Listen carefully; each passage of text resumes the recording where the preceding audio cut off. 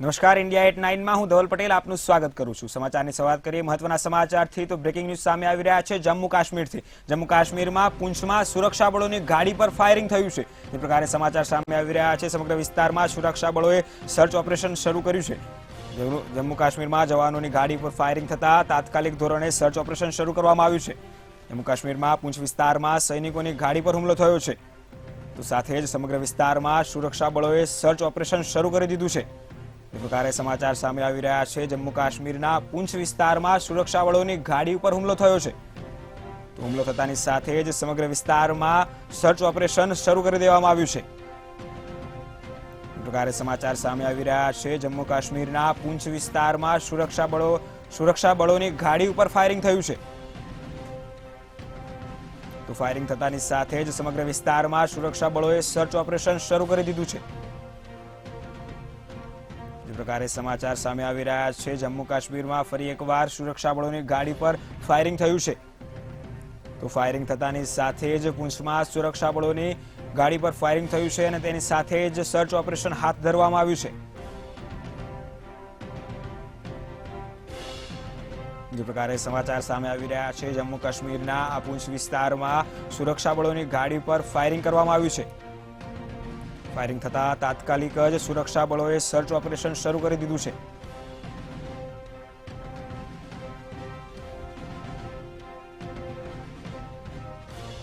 જે પ્રકારે જમ્મુ કાશ્મીરથી મહત્વના સમાચાર સામે આવી રહ્યા છે। જમ્મુ કાશ્મીરના પૂંછ વિસ્તારમાં સુરક્ષા બળોની ગાડી ઉપર હુમલો થયો છે।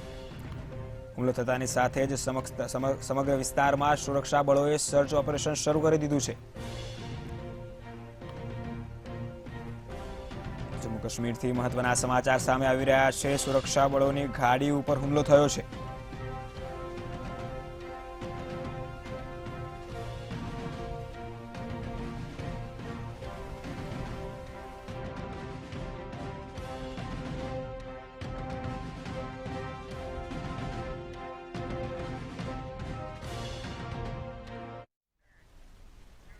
અયોધ્યામાં 22મી જાન્યુઆરીએ રામલલ્લાની પ્રાણ પ્રતિષ્ઠા મહોત્સવને હવે માત્ર 11 દિવસ જેટલો સમય બાકી છે, ત્યારે પીએમ મોદીએ સોશિયલ મીડિયા એક્સ પર એક ખાસ સંદેશ આપતા કહ્યું કે ભગવાને મને રામલલ્લાની પ્રાણ પ્રતિષ્ઠા માટે ભારતના તમામ લોકોનું પ્રતિનિધિત્વ કરવાનો નિમિત્ત બનાવ્યો છે, ત્યારે આને ધ્યાનમાં રાખીને હું આજથી 11 દિવસ વિશેષ વિધિ શરૂ કરી રહ્યો છું અને હું તમામ લોકો પાસેથી આશીર્વાદ માંગુ છું। તેમણે વધુમાં કહ્યું કે આ સમયે તમારી લાગણીઓને શબ્દોમાં વ્યક્ત કરવી ખૂબ જ મુશ્કેલ છે, પરંતુ મેં મારા તરફથી એક પ્રયાસ કર્યો છે। હું ભાગ્યશાળી છું કે હું પણ શુભ અવસરનો સાક્ષી બનીશ।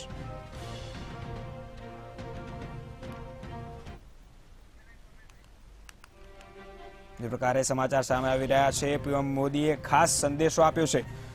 જે પ્રકારે ઉત્તર પ્રદેશ સરકાર કાર્યક્રમને ભવ્ય બનાવવાની કોશિશ નથી છોડી રહી। પીએમ મોદીએ આ જે સંદેશો આપ્યો છે પ્રાણ પ્રતિષ્ઠા મહોત્સવને લઈને, તેમણે જણાવ્યું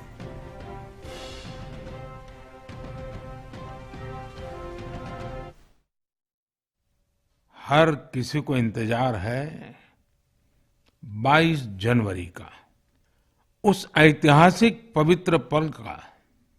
और अब अयोध्या में रामलला की प्राण प्रतिष्ठा में केवल 11 दिन ही बचे हैं। मेरा सौभाग्य है कि मुझे भी इस पुण्य अवसर का साक्षी बनने का अवसर मिल रहा है। ये मेरे लिए कल्पनातीत अनुभूतियों का समय है। मैं भावुक हूं, भाव विह्वल हूं। मैं पहली बार जीवन में इस तरह के मनोभाव से गुजर रहा हूं। ભાજપ નેતા અને રાજ્યસભાના પૂર્વ સાંસદ સુબ્રમણ્યમ સ્વામીએ રામ મંદિરના પ્રાણ પ્રતિષ્ઠા સમારોહ અંગે વિપક્ષ તરફથી કરવામાં આવેલ રહેલી નિવેદનબાજી અંગે આકરા પ્રહારો કર્યા છે। તેમણે વિપક્ષને ઈર્ષ્યા થઈ રહી છે। તેમણે જે ક્યારેય વિચાર્યું ન હતું કે રામ મંદિરનું નિર્માણ થશે। ત્યારે સુબ્રમણ્યમ સ્વામીએ કહ્યું છે કે લોકોએ બહારથી ફંડિંગ મળે છે, ફક્ત એ જ લોકોને તેનો વિરોધ કરી રહ્યા છે। આટલું જ નહીં, લઘુમતી સમુદાય પણ રામ ભક્તિને લઈને ખુશ છે। ખરેખર તો અયોધ્યામાં 22 જાન્યુઆરીએ રામ મંદિરના પ્રાણ પ્રતિષ્ઠા સમારોહ માટે વિપક્ષને આમંત્રણ આપવામાં આવ્યું હતું। જોકે કોંગ્રેસ ભારતીય કમ્યુનિટી પાર્ટીએ આ કાર્યક્રમમાં જોડાવાનો ઇનકાર કરી દીધો છે।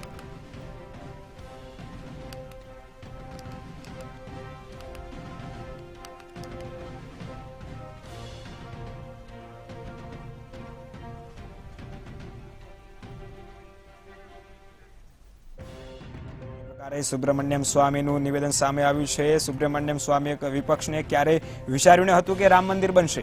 સુબ્રમણ્યમ સ્વામીએ સરકાર પર આકરા આક્ષેપો કર્યા છે. તેમણે કહ્યું છે કે વિપક્ષે ક્યારેય વિચાર્યું જ ન હતું કે રામ મંદિર બની રહેશે. સુબ્રમણ્યમ સ્વામીએ ખૂબ મોટા આક્ષેપો કર્યા છે. તેમણે જણાવ્યું છે કે વિપક્ષને ઈર્ષા થઈ રહી છે. સુબ્રમણ્યમ સ્વામીના જણાવ્યા પ્રમાણે વિપક્ષે ક્યારેય વિચાર્યું જ ન હતું કે રામ મંદિર બનશે.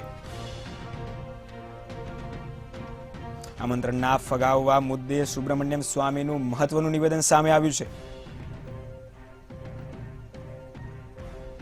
તેમણે જણાવ્યું છે કે વિપક્ષને હવે ઈર્ષા થઈ રહી છે. વિપક્ષે ક્યારેય વિચાર્યું જ ન હતું કે રામ મંદિર તૈયાર થશે. આમંત્રણના ફગાવા મુદ્દે સુબ્રમણ્યમ સ્વામીએ નિવેદન આપ્યું છે. સુબ્રમણ્યમ સ્વામીએ ખૂબ મોટા આરોપો લગાવ્યા છે. તેમણે જણાવ્યું છે કે વિપક્ષે ક્યારેય વિચાર્યું જ ન હતું કે રામ મંદિર તૈયાર થશે. હવે વિપક્ષને ઈર્ષા થઈ રહી છે તેવું સુબ્રમણ્યમ સ્વામીના આક્ષેપ છે.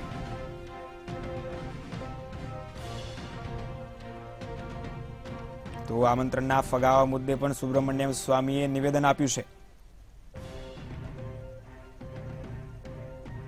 સુબ્રમણ્યમ સ્વામી નિવેદન આપતા કહ્યું કે વિપક્ષે ક્યારેય વિચાર્યું જ ન હતું કે રામ મંદિર તૈયાર થશે. વિપક્ષને ઈર્ષા થઈ રહી છે.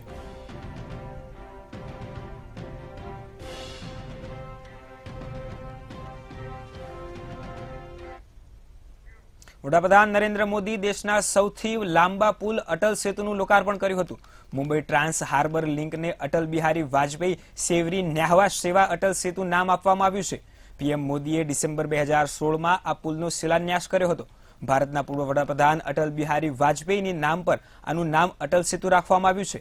અટલ બ્રિજ દેશનો સૌથી લાંબો સમુદ્રી બ્રિજ હશે, જેની લંબાઈ 21.8 મીટર હશે. આ પુલનું 16.5 કિલોમીટર ભાગ સમુદ્રની ઉપર અને 5.5 કિલોમીટર ભાગ જમીનની ઉપર બનેલો છે. આ 6 લેન વાળો રોડ બ્રિજ છે. બ્રિજ મુંબઈથી નવી મુંબઈને આંતરિક જોડશે, જેનાથી 2 કલાકની મુસાફરીને લગભગ 15 મિનિટમાં પૂરી કરાશે.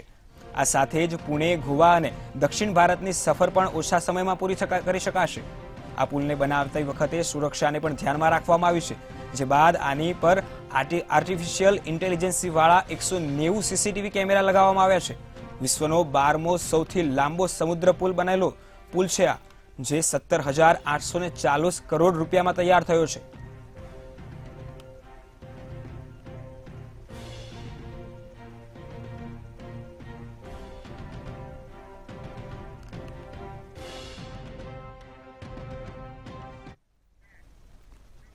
વડાપ્રધાન નરેન્દ્ર મોદી આજે મહારાષ્ટ્રના પ્રવાસે છે, જ્યાં તેમણે નાસિકમાં 27માં નેશનલ યુથ ફેસ્ટિવલનું ઉદઘાટન કર્યું હતું. આ પહેલા પીએમ મોદીએ રોડ શો પણ કર્યો હતો. આ રોડ શો દરમિયાન તેમની સાથે મહારાષ્ટ્રના મુખ્યમંત્રી એકનાથ શિંદે, ડેપ્યુટી સીએમ દેવેન્દ્ર ફડણવીસ અને અજીત પવાર પણ હાજર રહ્યા હતા. આ પછી પીએમ મોદીએ નાસિકમાં ગોદાવરી નદીના કિનારે સ્થિત રામકુંડમાં પૂજા કરી હતી. હાલ પીએમ મોદી નાસિકમાં નેશનલ યુથ ફેસ્ટિવલ સંબોધિત કર્યું હતું. ત્યારબાદ રાજ્યમાં રૂપિયા 30,500 કરોડથી વધુના વિકાસના પ્રોજેક્ટનું લોકાર્પણ કર્યું હતું.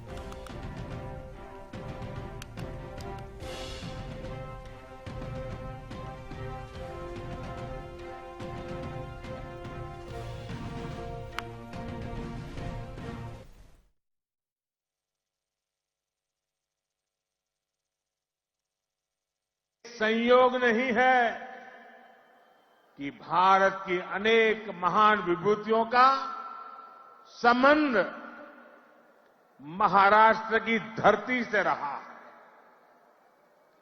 ये इस पुण्य भूमि का, इस वीर भूमि का और इस तपोभूमि का प्रभाव है. इस धरती पर राजमाता जिजाऊ मां साहब जैसी मातृशक्ति ने छत्रपति शिवाजी महाराज जैसे महानायक को गढ़ा. इसी धरती ने देवी अहल्याबाई होलकर,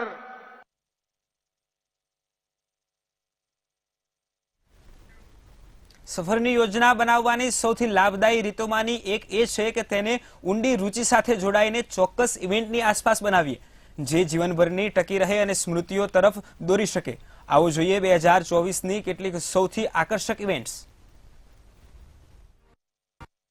વર્ષ 2024ની કેટલીક સૌથી આકર્ષક ઇવેન્ટ્સ. અમદાવાદમાં કાઇટ ફેસ્ટિવલનું આયોજન. આંતરરાષ્ટ્રીય પતંગ મહોત્સવનું આયોજન. હરીફાઈની સાથે સાથે જાહેર નૃત્યો અને વર્કશોપ પણ હશે.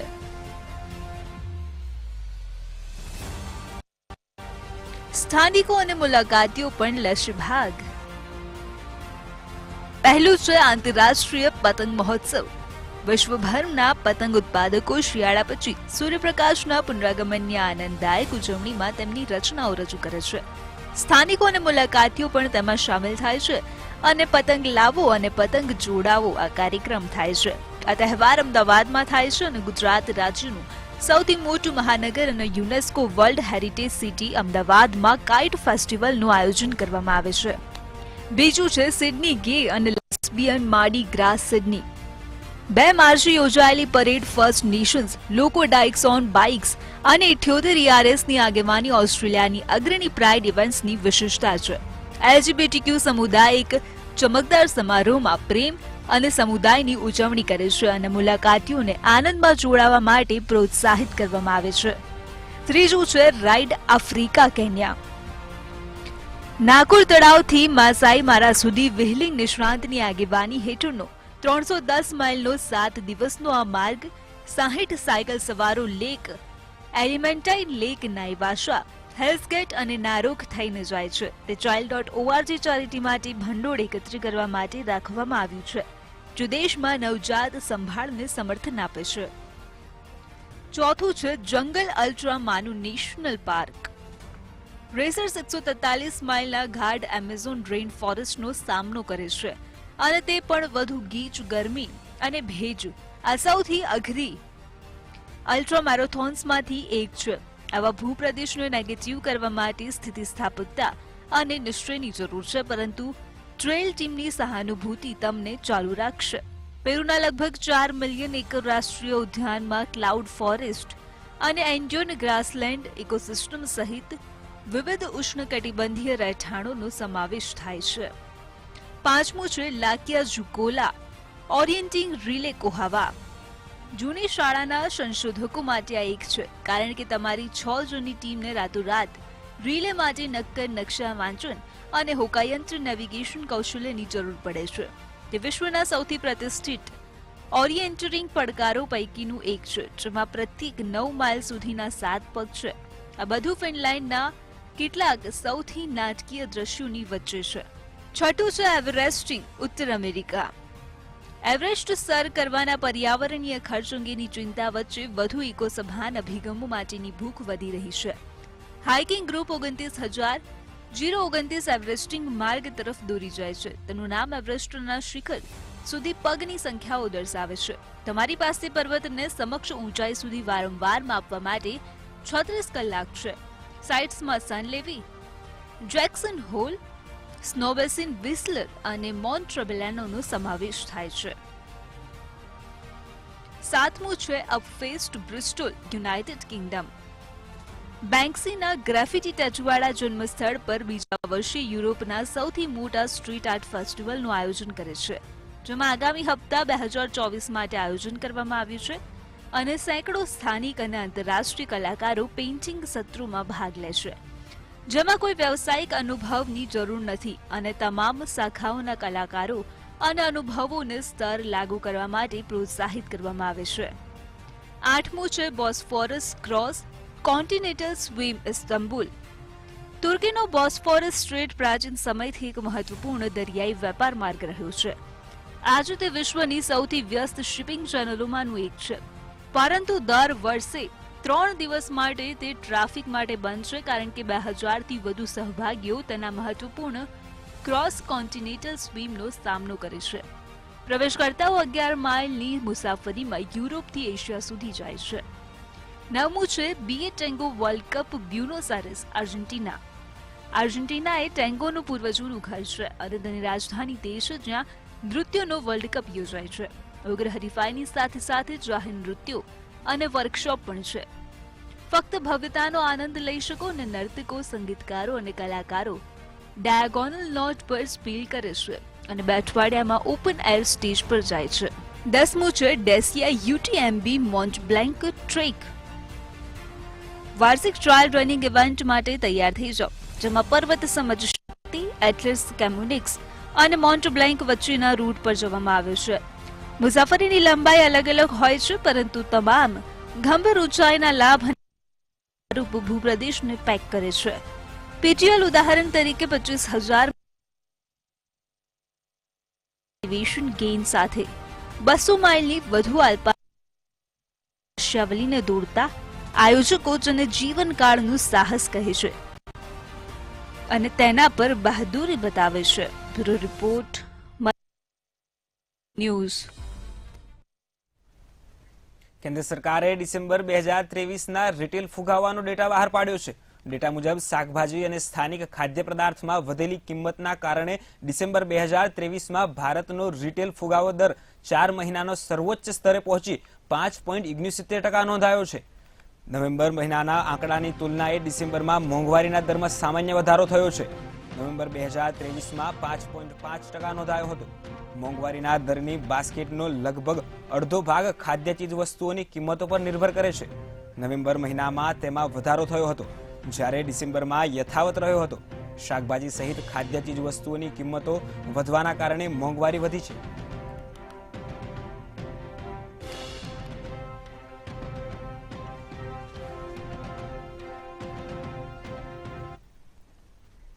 ભારતીય જનતા પાર્ટી દરેક ચૂંટણીમાં કંઈક નવું કરીને મતદારોને ચોંકાવતી રહી છે.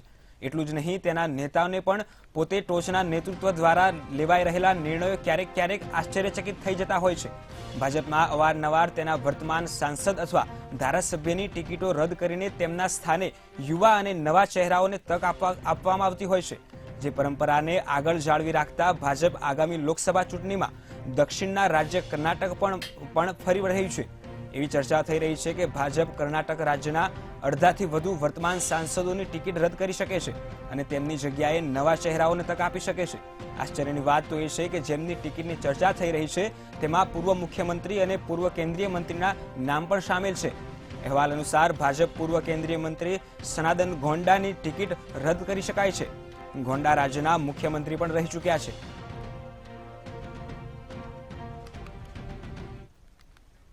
પશ્ચિમ બંગાળમાં આજે ફરી એકવાર એન્ફોર્સમેન્ટ ડિરેક્ટોરેટે કાર્યવાહી કરી છે, જેમાં તૃણમૂલ કોંગ્રેસ નેતા સુરજીત બોસની સાથે ધારાસભ્ય તપાસ રોયના ઠેકાણા પર દરોડા પાડવામાં આવ્યા છે. ઉલ્લેખનીય છે કે થોડા દિવસો પહેલા રેશન કૌભાંડ મામલે દરોડા દરમિયાન ઈડીના અધિકારીઓ પર હુમલો કરવામાં આવ્યો હતો, જેમાં કેટલાક અધિકારીઓ ઇજાગ્રસ્ત થયા હતા. જેના બાદ રાજકારણ ગરમાયું હતું. ઈડીએ કથિત મ્યુનિસિપલ કોર્પોરેશન નોકરી કૌભાંડ મામલામાં પશ્ચિમ બંગાળમાં કોલકાતામાં નેતાઓના ઘરે વહેલી સવારથી જ દરોડા પાડ્યા છે અને હજુ પણ દરોડા ચાલુ છે.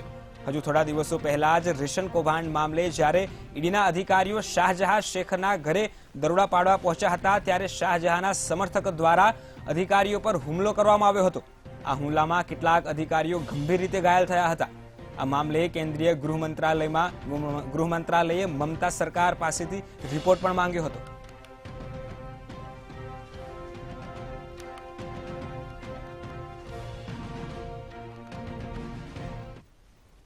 પશ્ચિમ બંગાળમાં ઈડી ફરી એકવાર એક્શન મોડમાં આવ્યું છે. પશ્ચિમ બંગાળના સંદેશાખાલીમાં 5 જાન્યુઆરીએ થયેલા હુમલા બાદ ઈડીએ ફરી એકવાર એક્શનમાં આવી છે. કોર્ટમાં સુરક્ષા મળ્યા બાદ ઈડીની એક ટીમ પશ્ચિમ બંગાળના ફાયર સર્વિસ મિનિસ્ટર સુજીત બોઝના ઘરે પહોંચી હતી. મ્યુનિસિપલ સંસ્થાઓમાં ભરતી કૌભાંડના સંદર્ભમાં કોલકાતા અને તેની બહારના વિસ્તારોમાં ઈડીની કાર્યવાહી ચાલતી હતી. સુજીત બોઝ, ટીએમસી પ્રવક્તા અને ધારાસભ્ય તાપાસ રોય અને ઉત્તર દમદમ નગરપાલિકા ભૂતપૂર્વ અધ્યક્ષ સુબોસ ચક્રવર્તી સહિત વરિષ્ઠ ટીએમસી નેતાઓના ઘરેથી તપાસ કરવામાં આવી છે. ઈડી ભારે સુરક્ષા દળ સાથે મંત્રીના ઘરે પહોંચી ગઈ હતી અને કાર્યવાહી હાથ ધરી હતી.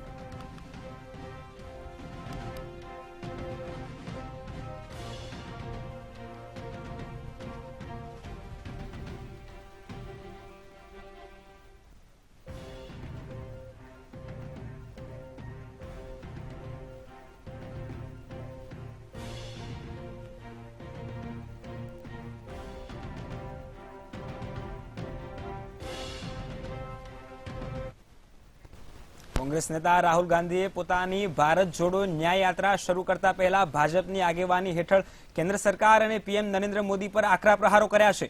શુક્રવારે રાહુલ ગાંધીએ દેશના યુવાનોને સંબોધિત કરતા કહ્યું કે દેશના યુવાનો, આજે રાષ્ટ્રીય યુવા દિવસ પર આપણે સ્વામી વિવેકાનંદના વિચારોને ફરી યાદ કરવાની જરૂર છે.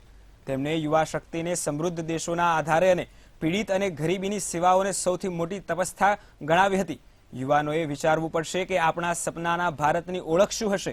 જીવનની ગુણવત્તા કે માત્ર લાગણીશીલતા? ઉશ્કેરણીજનક નારા લગાવતા યુવાનો કે નોકરી કરતા યુવાનો? પ્રેમ કે નફરત? આજે વાસ્તવિક મુદ્દાઓ પરથી ધ્યાન હટાવીને ભાવાત્મક મુદ્દાઓ રાજકીય રીતે દુરુપયોગ કરવામાં આવી રહ્યો છે, જે દેશની જનતા સાથે વિશ્વાસઘાત છે. વધતી બેરોજગારી અને મોંઘવારી વચ્ચે યુવાનો અને ગરીબો શિક્ષણ, કમાણી અને દવાઓના બોજથી દબાઈ રહ્યા છે અને સરકાર તેને અમૃતકાળ બતાવી રહી છે. સત્તાના ઘમંડમાં નશામાં ધૂત શહેનાઝ જમીન વાસ્તવિકતાથી ઘણો દૂર ગયો છે.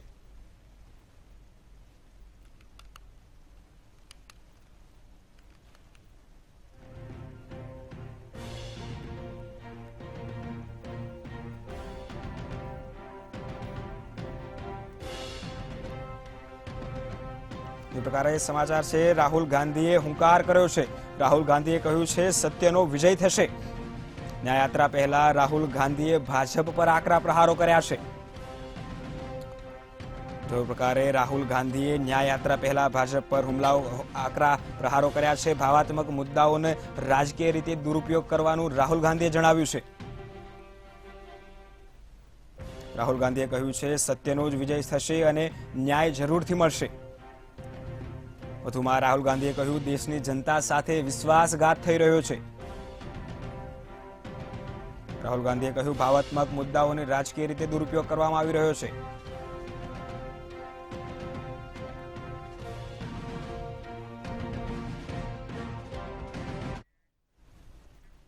આગામી લોકસભા ચૂંટણીમાં ભાજપની હેટ્રિક રોકવાનો પ્રયાસ કરી રહેલા વિરોધ પક્ષના ઇન્ડિયા ગઠબંધનની બેઠક આવતીકાલે શનિવારે યોજાવાની છે. આ બેઠકમાં શરદ પવાર, ઉદ્ધવ ઠાકરે, એમ.કે. સ્ટાલિન, નીતિશ કુમાર સહિત 14 પક્ષોના નેતાઓ ભાગ લેશે. સવારે 11:30 વાગે યોજાનારી આ વર્ચ્યુઅલ બેઠકમાં તમામ નેતાઓ એકબીજા સાથે વાત કરશે.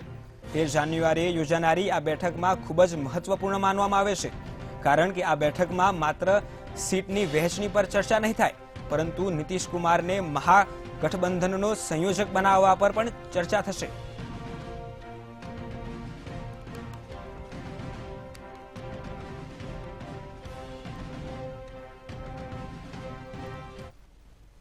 વંદે ભારત એક્સપ્રેસ ટ્રેનમાં મુસાફરોને વાસી ભોજન પીરસવાનો મામલો સામે આવ્યો છે.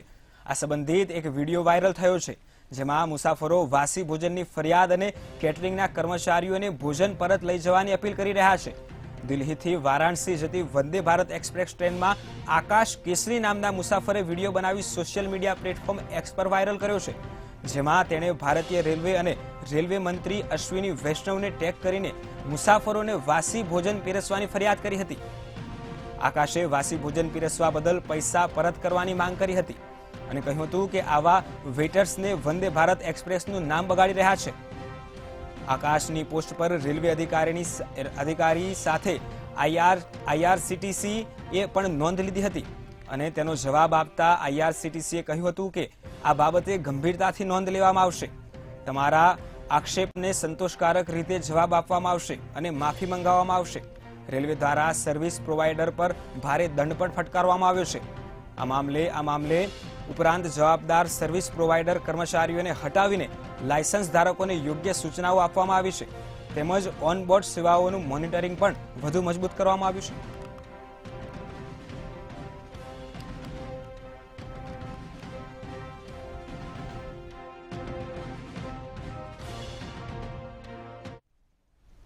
સુપ્રીમ કોર્ટ રાજ્યમાં ઓછી જનસંખ્યા ધરાવતા જ્ઞાતિના લોકોને લઘુમતીનો દરજ્જો આપવાની માંગ કરતી અરજી પર સુનાવણી હાથ ધરી હતી, જેમાં કોર્ટે કેન્દ્રને ડેટા ન આપનાર રાજ્યો પ્રત્યે નારાજગી વ્યક્ત કરી હતી. કોર્ટે તમામ રાજ્યોને ડેટા આપવા 6 અઠવાડિયાનો સમય આપ્યો છે. કોર્ટે કહ્યું છે કે જો રાજ્યને સૂચનાઓનું પાલન નહીં કરે તો 10,000નો દંડ ફટકારાશે. હવે આ મામલે આગામી સુનાવણી એપ્રિલમાં હાથ ધરાશે.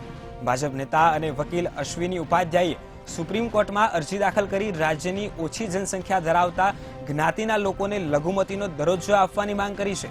તેમણે અરજીમાં કહ્યું છે કે હિન્દુ 9 રાજ્યોમાં વસ્તી મુજબ લઘુમતી છે, પરંતુ સત્તાવાર દરજ્જો ન મળતા તેમને શૈક્ષણિક સંસ્થા ખોલવાનો અને ચલાવવાનો હક નથી. ઉપરાંત તેમને સરકારી સહાય પણ મળતી નથી. આ મામલે કોર્ટે સૂચના આપી હતી કે કેન્દ્ર સરકાર રાજ્યોના પાસેથી જરૂરી ડેટા મેળવી જવાબ દાખલ કરે.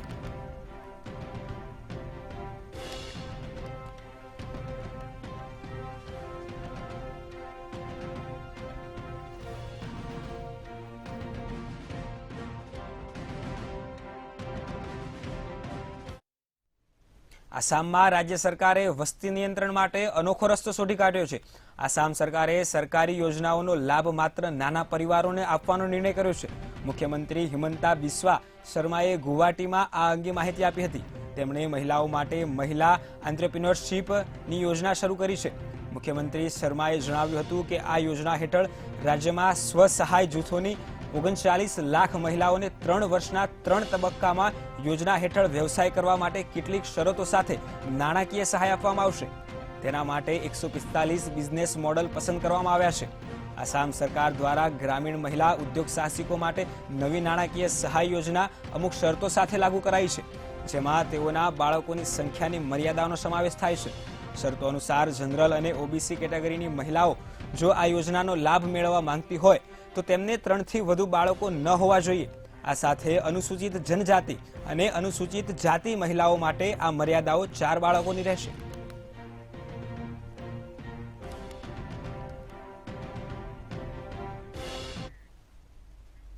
હાલમાં યુએઈના પ્રમુખ શેખ મોહમ્મદ બિન ઝાયદ અલ નાયદાના વાઇબ્રન્ટ ગ્લોબલ સમિટના મુખ્ય મહેમાન તરીકે આવ્યા છે.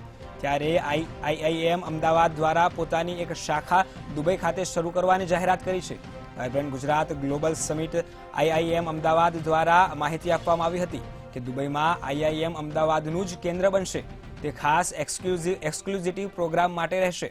જોકે અગાઉ 2019માં આઈઆઈએમએ દ્વારા પહેલી overseas branch Dubai international finances centre દ્વારા ખાસ એક્સક્લુઝિવ પ્રોગ્રામને ધ્યાનમાં રાખીને બનાવવામાં આવી હતી, કે જે હવે એપ્રિલથી કસ્ટમાઇઝ પ્રોગ્રામ તૈયાર કરશે.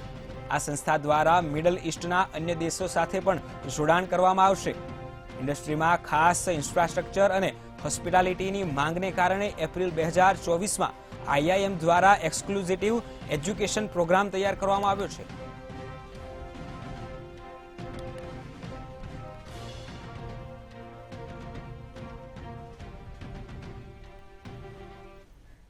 હાલમાં યુએઈના પ્રમુખ શેખ મોહમ્મદ બિન ઝાયદ અલ નાયદના વાઇબ્રન્ટ ગ્લોબલ સમિટના મુખ્ય મહેમાન તરીકે આવ્યા છે. ત્યારે આઈઆઈએમ અમદાવાદ દ્વારા પોતાની એક શાખા દુબઈ ખાતે શરૂ કરવાની જાહેરાત કરી છે. વાઇબ્રન્ટ ગુજરાત ગ્લોબલ સમિટમાં આઈઆઈએમ અમદાવાદ દ્વારા માહિતી આપવામાં આવી હતી કે દુબઈમાં આઈઆઈએમના અમદાવાદનું જ એક કેન્દ્ર બનશે. ખાસ એક્ઝિક્યુટિવ પ્રોગ્રામ માટે રહેશે. જોકે અગાઉ 2019માં આઈઆઈએમ દ્વારા પહેલી overseas branch Dubai international finances sector ખાતે એક્સક્લુઝિવ પ્રોગ્રામને ધ્યાનમાં લઈ બનાવવામાં આવી હતી. હવે એપ્રિલથી કસ્ટમાઇઝ પ્રોગ્રામ તૈયાર કરાશે. આ સંસ્થા દ્વારા મિડલ ઇસ્ટના અન્ય દેશો સાથે જોડાણ કરવામાં આવશે. ઇન્ડસ્ટ્રીઝમાં ખાસ ઇન્ફ્રાસ્ટ્રક્ચર અને હોસ્પિટાલિટીની માંગણીને કારણે એપ્રિલ 2024માં આઈઆઈએમ દ્વારા એક્સક્લુઝિવ એજ્યુકેશન પ્રોગ્રામ તૈયાર કરવામાં આવ્યો છે.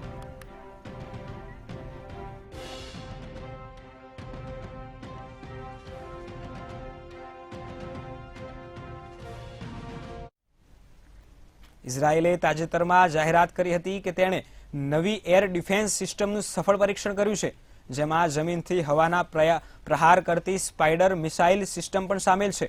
આ નવી air defence system Rafale advance defence સિસ્ટમને તૈયાર કરવામાં આવી છે.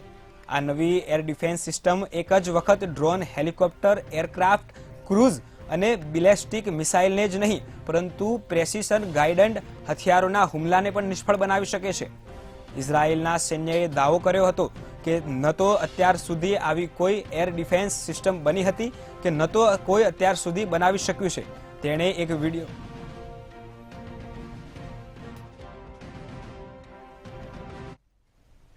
સમાચારમાં હાલ બસ આટલું જ. વધુ સમાચાર જોવા માટે જોતા રહો મંતવ્ય ન્યૂઝ. નમસ્કાર.